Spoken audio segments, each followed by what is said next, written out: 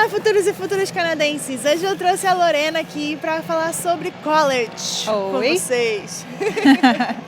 Bom, hoje a gente vai falar sobre tipos de college, o que é um college, para que vocês tenham noção, porque vocês perguntam muito isso, né, gente? Até achar que você sai daqui formado em medicina dentro de um college, vocês perguntam para mim se sai. Então, vamos aos poucos. Antes de tudo, o que é um college? Vou tentar falar, tô com frio. Tá com frio? Bom, eu também recebo muito essa pergunta. O que é um college? Eu acho que o termo college é muito usado aqui no Canadá, então isso confunde as pessoas, tá?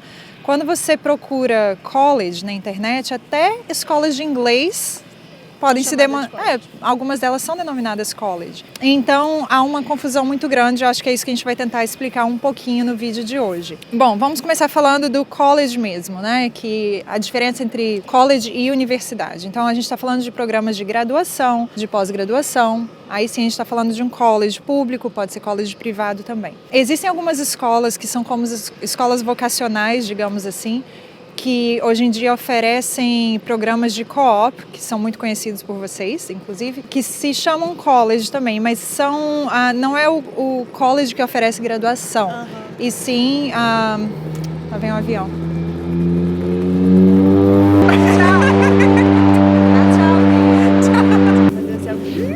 E existem os cursos de co-op também, que são oferecidos por escolas, como escolas vocacionais, que se chamam college também.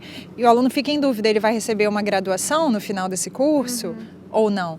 Não, esses cursos de co-op, eles são como cursos profissionalizantes, são, geralmente em alguns casos foi uma escola de inglês que abriu um braço para oferecer cursos vocacionais e hoje em dia fazem essa programação de 6 meses de estudo mais 6 meses de estágio ou 1 ano de estudo mais 1 ano de estágio. Então, diferente de um college tradicional que oferece uma graduação. E não necessariamente um co-op vai ser um co-op remunerado, né? Pode Exatamente. ser remunerado como pode não ser. No caso do meu college é um co-op privado, só que a parte de co-op é dentro de um ambulatório, dentro da clínica do college. Então, sim. Eu tô pagando para poder fazer meu co-op. Ai, que tristeza. Queria não, mas não. Mas é exatamente. Então tem uma variação muito grande aí de detalhes e que às vezes é difícil você achar aquilo só olhando na internet, tá? É muito difícil você definir o que é um college público, de um privado, que tipo de co-op que é, porque também existe, vamos dar um exemplo, por exemplo, o Langara College é um college público, oferece, os cursos são, vamos dizer, um diploma, tá? É um diploma mesmo, até válido para imigração, por exemplo, e tudo mais, mas ele também tem alguns cursos com opção de co-op. Tá? Então, às vezes o aluno fala para mim, é um curso de co-op? Já usa esse termo, é um curso de co-op? Eu entendo que o que ele quer dizer é dessas escolas vocacionais, sim. Mas a gente tem que ter muito cuidado como a gente usa o termo co-op, porque colleges, alguns cursos dentro de colleges, têm opção de co-op também. Que é como se fosse você fazer um estágio que você está escolhendo fazer aquele estágio para poder ter mais conhecimento. Exatamente. Em alguns cursos o co-op é opcional, outros não, mas essas escolas vocacionais que a gente fala, né, é o termo, é difícil comparar com o Brasil, mas é o termo que eu consigo encaixar melhor. Aí sim, o aluno vai fazer um estágio que é parte do estudo dele, tá? E ele tem que fazer, porque se ele não fizer, ele não vai terminar o curso. E ele pode trabalhar 20 horas por semana, desde o início do curso dele, mas é um tipo de curso, estou falando do co-op, tá? Escola vocacional, é um tipo de curso que não vai ser elegível para a imigração como o de um college tradicional, por exemplo. E lembrando que tudo que eu falar de imigração hoje aqui, nós temos uma consultora de imigração que trabalha com os nossos alunos. Eu não sou consultora de imigração, mas a gente se consulta sempre para esses assuntos, então é por isso que a gente está falando. E a imigração está sempre mudando as regras, né? Então, independente do que a gente falar hoje aqui, quando vocês forem aplicar para um college, para uma universidade, o curso que quer que seja, vale a pena rever as regras da imigração, vale a pena rever as regras de estudo também com um profissional, porque eu acho que o tempo que a gente passa pesquisando, para nós é o que a gente faz, né? Então a gente sabe o que está acontecendo e como melhor encaixar o cliente, tanto para estudo quanto para imigração. Então hoje a gente está falando aqui, o que? 3 de dezembro hoje? Mas de repente, em alguns meses, a imigração vai mudar as regras novamente, né? Então... mas acho que também não é nem só pela questão da imigração, né? Você vê até o mercado de trabalho, ele reconhece alguns diplomas e ele não reconhece outros, né? Do tipo, que college é esse, né? Então, você tem um peso maior para alguns colleges comparado com outros. Pelo menos eu vejo isso com a questão do co-op. Né? Sem dúvida. Eu acho que vale muito a pena a gente ver para que vocês estão buscando o caminho do estudo, tá? Se a intenção é imigração, então é um caminho, tá? Claro que a gente vai considerar um college público, a gente vai considerar um programa maior de 2 anos, um diploma, ou então dois cursos de pós-graduação, um atrás do outro, para que você complete 2 anos numa mesma instituição. Então, um caminho mais seguro, vamos dizer assim, tá? Claro que depende, no final depende do oficial que estiver analisando o seu processo, mas a gente vai por um caminho mais seguro. Já se você quer vir só ficar um tempo aqui, melhorar o inglês, de repente melhorar o inglês na sua área, você não se importa tanto assim com o tipo de diploma ou de certificado. Você só quer ter uma experiência Você só quer vir ter uma experiência no Canadá e voltar, aí sim um curso de co-op é interessante. Por que eu estou falando isso? A realidade é que os cursos quando eu falo cursos de co-op nessas escolas vocacionais, eles não são tão fortes para o mercado de trabalho aqui.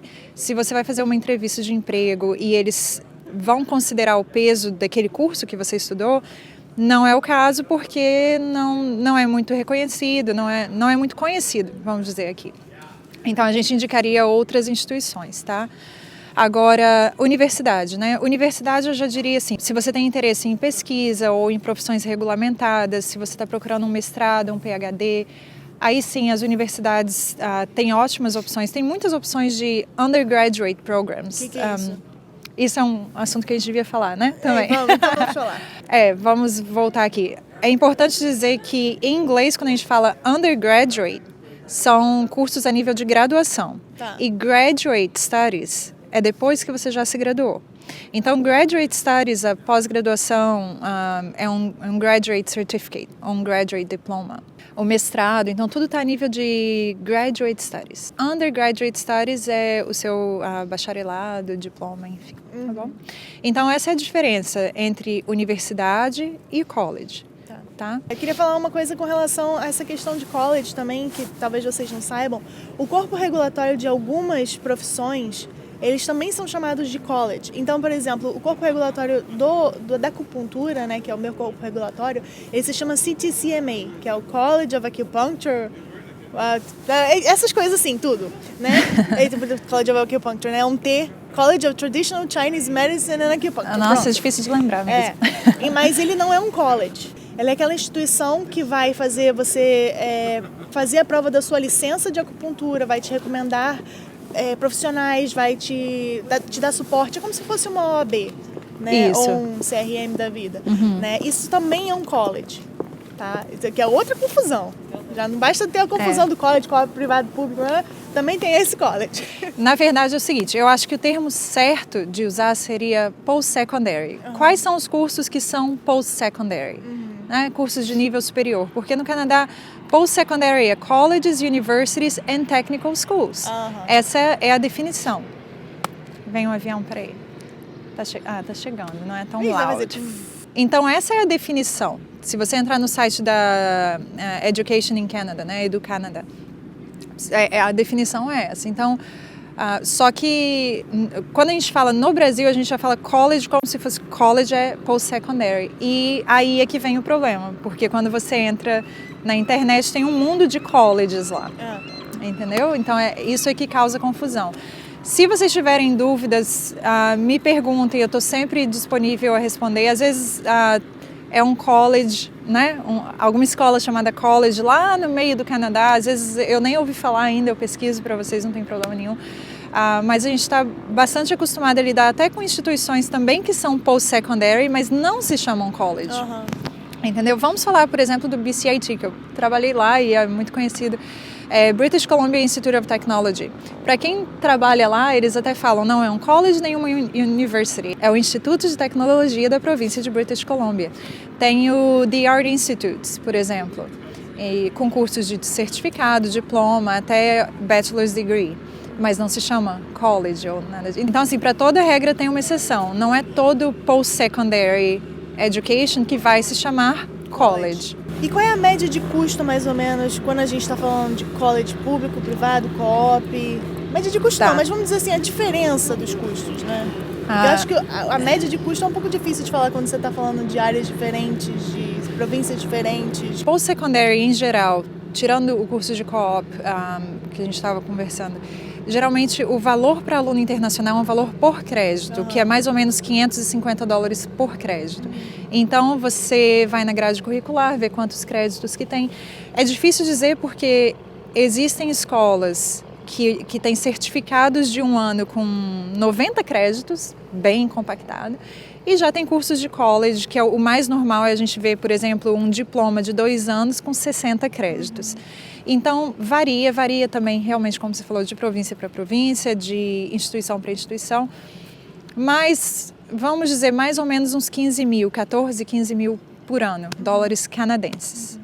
E eu que perguntei uma vez pra mulher se era dólares americanos, na hora que o dólar começou a subir, ela falou, não, é canadense. Eu falei, muito obrigada. É interessante falar que outro dia um aluno me perguntou, mas esse curso de co-op, porque o curso dele que ele ia fazer tinha co-op, ele falou, é uma graduação mesmo ou não? Porque eu vi essa promoção, aí eu falei, se é promoção, não é um college público, porque um college público não tem promoção. Então aí já é uma maneira de você saber.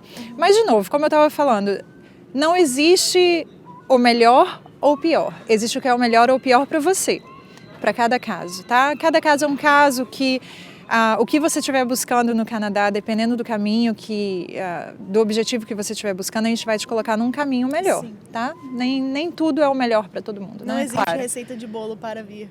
Não, eu tenho falado isso muito ultimamente, da receita de bolo. Ainda mais as minhas receitas de bolo, cada vez que eu faço sai uma coisa diferente, aí que eu não posso usar mesmo. Eu tenho alguns inscritos que perguntam sempre assim, eu não quero estudar por muito tempo. Na verdade, eles não queriam nem estudar, né? Eles queriam vir direto imigrada. Mas assim, para o pessoal que não quer estudar mais do que um ano, o que você indica? Então, também depende. No caso dos seus inscritos, eles querem imigrar, certo? Eles querem imigrar, exatamente. Então, a gente trabalha com uma margem de risco, né? Vamos dizer assim. Você pode estudar um curso menor e tirar um PGWP menor, mas a sua margem de tempo aqui fica limitada para você aplicar para os programas da imigração. Claro, a gente não vai tocar em quais programas da imigração, eu acho que naquele momento quem estiver cuidando do seu caso vai analisar o seu perfil e quantos pontos você tem, de repente você consegue aplicar antes. De repente você consegue aplicar até antes de vir para cá, não precisa nem estudar.